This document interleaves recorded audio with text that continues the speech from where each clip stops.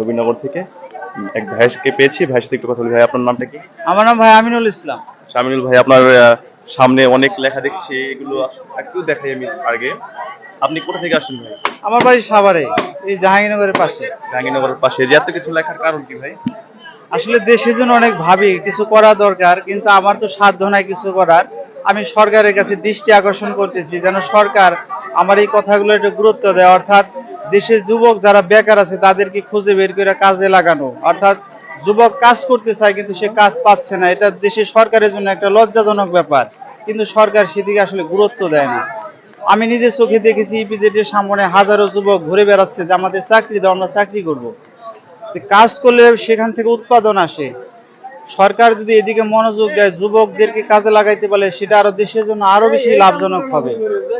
তো সরকার যদি, আমার কিছু আইডিয়া আছে, যদি এক সময় আমার কথাগুলো কেউ শুনতো, সরকারি কোনো লোক যদি ভালো মনে হয় কাজে লাগাইতো, অথবা আরো কিছু লোক আছে তাদেরকে খুঁজে বের করতো যে আমরা দ্রুত সময়ে কিভাবে আমরা এই বেকারত্বকে দূর করতে পারি, কি এমন পরিকল্পনা হাতে নিতে পারি আমরা। আমার কাছে এরকম অনেক পরিকল্পনা আছে। আমি এর উপর একটা বই লিখেছি।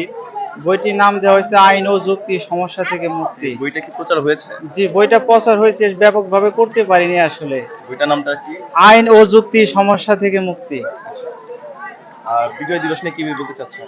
আসলে বিজয় দিবস নিয়ে আমি এটাই বলতে চাই, জাতি এখানে আসে বীর শ্রেষ্ঠদেরকে স্মরণ করে, যারা এই দেশের জন্য অনেক কষ্ট করে স্বাধীনতা অর্জন করে দিয়েছে, কিন্তু আমরা তাদেরকে শুধু ফুল দিয়ে স্মরণ করি, এরপরে ভুলে যাই।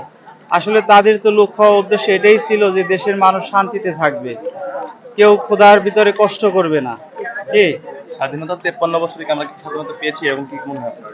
আমি যতটুকু অনুভব করছি, দেশের মানুষ স্বাধীনতা অর্জন করে শুধু ভালো মানুষদেরকে হারাইছে, কিন্তু যে স্বাধীনতার যে স্বাদ পাওয়ার কথা আমরা সেই স্বাদ পাইনি, এখনো বঞ্চিত। হ্যাঁ হ্যাঁ।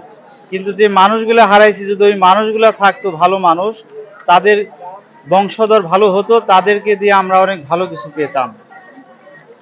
আচ্ছা দর্শক, যেটা দেখতে পেলাম যে আমিনুল ভাইয়ের যেটা কথা, তার আজকের মেসেজটি হচ্ছে বেকারত্ব দূর করার জন্য তিনি এভাবে আসলে একটা বেশে এই নবীনগর প্রাঙ্গণে, স্মৃতিসৌধ প্রাঙ্গণে কিন্তু চলে এসেছেন। তো এরকম আরো আপডেট পেতে আপনাদের সাথেই থাকুন।